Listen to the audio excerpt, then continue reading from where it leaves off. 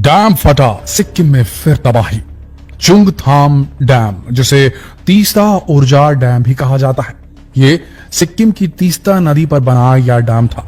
जब लोहनक झील जो है सिक्किम की, उसके ऊपर जब बादल फटा और शायद नेपाल में जो अर्थक्वेक आया था, भूकंप आया था, उसकी साइसेमिक एक्टिविटी, उसके कंपन से जब बाउंड्रीज टूट गई लोहनक झील की और वो पानी तेज गति से नीचे आया, साथ में बादल के फटने की घटना हुई। एक साथ ये पानी आया और चुंगथाम और मदान इलाके के बीच में जो डैम बनाई गई है, चुंगथाम डैम जिसे कहा जाता है, तीस्ता ऊर्जा डैम कहा जाता है, वहां पर पानी का इतना ज्यादा वेग हो गया दोस्तों कि 60 मीटर ऊंचा ये डैम, इसकी दीवार फट गई और उसके बाद ऑलरेडी इस रिजर्वायर में पानी भरा हुआ था। आखिर डैम का इस्तेमाल क्यों किया जाता है? डैम का इस्तेमाल किया जाता है पानी के बहाव को रोककर, उससे एक स्ट्रीम निकालकर, उस वेग का इस्तेमाल करके बिजली पैदा करने के लिए। और ये एक लेवल 3 का Teesta stage 3 hydro electric power project था, सबसे बड़ा पावर प्रोजेक्ट जो 1200 मेगावाट बिजली दे रहा था सिक्किम को। तब वहां पानी हमेशा भरा रहता था। अब यहां पर जब बादल फटा, लेक फटी, झील फटी और उसका पानी एक साथ आया, ऑलरेडी पानी वहां था, जब उसने दीवार को तोड़ा, ये डैम जब फटी, तब इसने और फोर्स मल्टीप्लायर का काम कर दिया और कई गुना बढ़ा दिया पानी के वेग, जिसकी वजह से तीस्ता नदी में इतनी बाढ़ आ गई कि अचानक 15-20 मीटर की उसकी जो डेंजर लाइन के ऊपर पहुंच गई तीस्ता नदी। और उसके बाद जो डेवास्टेशन आया, उसके बाद जो डिस्ट्रक्शन आया, उसके बाद जो तबाही मची, 3000 नहीं 22,000 लोग प्रभावित हुए हैं दोस्तों। रियलिटी है, उनके घर तबाह हो चुके हैं, वो फाइनेंशियली चौपट हो चुके हैं। ये बहुत बड़ी बात है।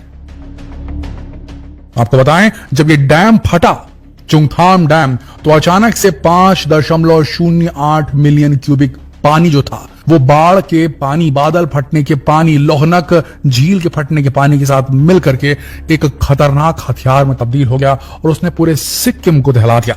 खबरें आ रही हैं कि इसकी वजह से अब सिलीगुड़ी में भी जो नदी बह रही है, वो सीवियर लेवल के खतरनाक लेवल तक पहुंच चुकी है। इतना पानी वहां भी पहुंच चुका है। आपको जानकर हैरानी होगी दोस्तों कि SANDRP, south Asia networks on dam, reverse and people, ये एक संस्थान है जो कि नदियों, डैम्स और उसके आसपास बसे लोगों की सुरक्षा का ध्यान में रख के काम करती है, रिसर्च करती है और रिपोर्ट जारी करके गवर्नमेंट्स को आगाह करती है। इसने सीधे सीधे कहा है कि सेंट्रल वाटर कमीशन जो है CWC, उसका एक बहुत बड़ा फेलियर है। ये 60 मीटर ऊंची जो वॉल थी तीस्ता ऊर्जा डैम की, अगर वो फट रही है, उनको मालूम है, CWC को ये मालूम था इस बात का कि भैया जो ये लोहनक झील है, जो कि ग्लेशियल लेक थी, जो पहाड़ों में बर्फ जमा होती है, गर्मियों में जब वो पिघलती है बर्फ, पानी बन जाती है, वो पानी आकर जहां रिजर्वायर में स्टोर होता है, उससे जो झील बनती है, वो वाली झील है, ग्लेशियल झील है, लोहनक जो झील बताई जा रही है साउथ इलाके में सिक्किम की। तो जब सब जानते हैं कि पहाड़ी इलाके में इस प्रकार की झीलें जहां होती हैं, अगर इनके ऊपर में क्लाउड बर्स्ट हो जाए, देखिए क्लाउड बर्स्ट कहीं भी नहीं होता, क्लाउड बर्स्ट खासकर उन इलाकों में होता है जहां पर प्राकृतिक वॉल डेवलप हो जाती है। देखिए, जो पहाड़ होते हैं वो बादलों के मूवमेंट को रोक देते हैं।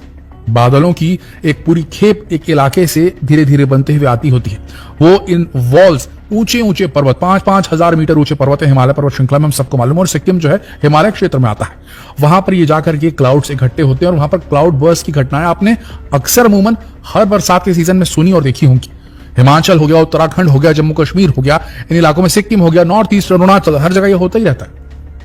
और ये जब क्लाउड बर्स्ट होता है और उस जगह में अगर एक लेक है, ग्लेशियल लेक है, तो आप ये मान के चलिए ये जो कॉम्बिनेशन है बेहद खतरनाक है। सब जानते हैं इस बात को, खुद CWC भी इस बात को जानता होगा, जो सेंट्रल वाटर कमीशन है वो इस बात को बहुत अच्छी तरीके से जानता था कि यहाँ पर ग्लेशियर लेक है और यहाँ क्लाउड बर्स्ट भी होते हैं, अगर ऐसा होगा तो बहुत ज्यादा तबाही होगी। अब इसके ऊपर फोर्स मल्टीप्लायर, उस ऊंचाई के क्षेत्र में जहां पर बादल रुक रहे हैं, क्लाउड बर्स्ट हो सकता है, जहां पर ग्लेशियर लेक है, उसके ठीक नीचे में एक बांध का बनाया जाना, इतने बड़े हाइड्रो पावर प्रोजेक्ट का बनाया जाना बहुत बड़ी बात है। ये बहुत बड़ा खतरा था। अगर डैम टूटता तो ऑलरेडी बहुत बड़ा खतरा था और इस खतरे का सबको नॉलेज था। आखिरकार वो हुआ भी, और इस बात को इतनी अच्छी तरीके से जानती थी, इस अलर्ट को इतनी अच्छी तरीके से जानती थी अथॉरिटीज कि उन्होंने एम्बार्कमेंट बाकायदा बनाया हुआ था वहां पर कि अगर कल को ऐसा कुछ होता है तो रोकने के लिए हमने एम्बार्कमेंट बनाया। उन्होंने एम्बार्कमेंट में बनाया था। तो ये सब तो उन्होंने बहुत अच्छी तरीके से किया था। जो एक गलती हो गई गवर्नमेंट से और CWC से, वो ये था कि उन्होंने अर्ली वार्निंग सिस्टम वहां पर डिप्लॉय नहीं किया, लचान और लाचुंग रिवर्स के पास। वहां पर उन्हें अर्ली वार्निंग सिस्टम बाढ़ का डिप्लॉय करना था, जिससे कि लोगों को इवैक्यूएट करने में आसानी होती। इसमें गलती हो गई और उसके बाद इस प्रकार की तबाही। और दोस्तों, आपकी बात जानकर अंदर तक हिल जाएंगे कि ये जो स्थिति है सिर्फ सिक्किम में नहीं है, ये स्थिति पूरे इलाके में है। नॉर्थ ईस्ट में, हिमालय जहां जहां गया है, हर जगह ये प्रॉब्लम है। और आपको बता दें, सुबनसिरी हाइड्रो इलेक्ट्रिक प्रोजेक्ट, जो कि भारत का सबसे बड़ा हाइड्रो इलेक्ट्रिक प्रोजेक्ट है, 2000 मेगावाट की इसकी कैपेसिटी होने वाली है। Subansiri hydro electric project of Arunachal Pradesh इसे कहा जाता है। और यहां पर भी ये चीज हो चुकी है, जिसकी वजह से 100 जो गांव थे वो डुबान क्षेत्र में आ गए थे।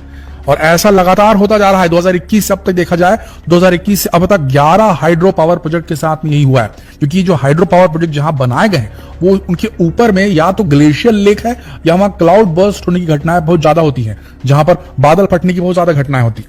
तो इतना हमें थोड़ा ध्यान देना पड़ेगा इन चीजों का कि हम जो प्लानिंग कर रहे हैं क्या वो प्रकृति के अनुरूप है कि उसके प्रतिकूल है। ध्यान से सुनिएगा, आप सुन के हैरान रह जाएंगे। 81 large hydro power project 25 megawatt से ऊपर वाले ये प्लान है वहां पर इलाके में और चल रहे हैं। 32 प्रोजेक्ट अंडर एग्जीक्यूशन है, जिनको बनाया जाना है और बनने वाले हैं, वो खत्म होने वाले हैं और आने वाले हैं। इसके अलावा 320 लार्ज प्रोजेक्ट पाइपलाइन में चल रहे हैं, जिनके लिए पैसा वैसा दे दिया गया है और प्लानिंग चल रही है, कब इनको इंप्लीमेंट करना है, कब लगाना है, कब खत्म करना है, कब डैम बनकर तैयार हो जाएगा। यह आंकड़ा central electricity authority under the union ministry of power का है। और हिमालयन रीजन जो है, जहां पर ये सारा कुछ हो रहा है कार्यक्रम, ये साइस्मिकली एक्टिव जोन है, ये भूकंपीय क्षेत्र है, यहां भूकंप आ सकते हैं। गवर्नमेंट ने यह एस्टिमेट निकाला है डेवलपमेंट को आधार बनाते हुए कि इस इलाके में इतना पोटेंशियल है कि 1,15,550 मेगावाट की बिजली पैदा कर सकता है। आंकड़े गलत नहीं है, आंकड़े साफ है, गवर्नमेंट की मंशा भी साफ है। वो हमारे पहाड़ों से जो पानी बहकर आता है, जो नदियां निकलती हैं, पहाड़ी इलाका हाइट में रहता है, पानी नीचे की तरफ आता है, तो उनमें एक एनर्जी रहती है। उस एनर्जी का इस्तेमाल करके उसे इलेक्ट्रिक एनर्जी में कन्वर्ट करना चाहती है और उसको देश में सप्लाई करना चाहती है। करेक्ट बात है। लेकिन दिक्कत यह है कि उन इलाकों में रिहाइश भी है, वहां लोग रहते भी हैं। और ऐसे इलाकों में अगर इस प्रकार का डेवलपमेंट किया जाए, जो आंकड़े निकाले गए, पोटेंशियल इतना बिजली पैदा की जा सकती है, वो ठीक है। लेकिन जो लोग वहां रहते हैं वो बहुत खतरनाक डिप्लॉयमेंट है। वहां कहीं इस प्रकार की आपदा हुई तो वहां आसपास के पूरे गांव के गांव, शहर के शहर पूरे धुल जाएंगे। और आने वाले समय में जब इतने सारे हाइड्रो इलेक्ट्रिक पावर प्लांट बन जाएंगे, तो सोचिए, एक क्लाउड बर्स्ट हुआ, उससे एक डैम टूटा, उसके आगे जितने भी डैम होते वो सब के सब टूट जाते, क्योंकि सब ने पानी को अपने अपने लेवल पर रोक के रखा था। और रुका हुआ पानी के साथ में ऊपर का पानी भी ऐड हो जाए तो फोर्स मल्टीप्लायर होता है। और अगर एक साथ सब पूरा पानी का वेग आए तो जितने बार बांध बनेंगे उतने नीचे तक के बहुत ज्यादा तबाही होगी। एक रियलिटी है, इसे हमें समझना होगा और हमें इस पर एक्ट करना होगा। दोस्तों, आपका क्या मानना है? डेवलपमेंट जरूरी है या फिर इंसानों की जिंदगी? आज की तारीख में जो 22,000 लोग प्रभावित हुए हैं इस बाढ़ से, इसका जिम्मेदार कौन है? क्या ये 22,000 लोग ही जिम्मेदार हैं जो चाहते थे कि इनका खुद का घर हो पहाड़ों में, ये वहां रहना चाहते थे?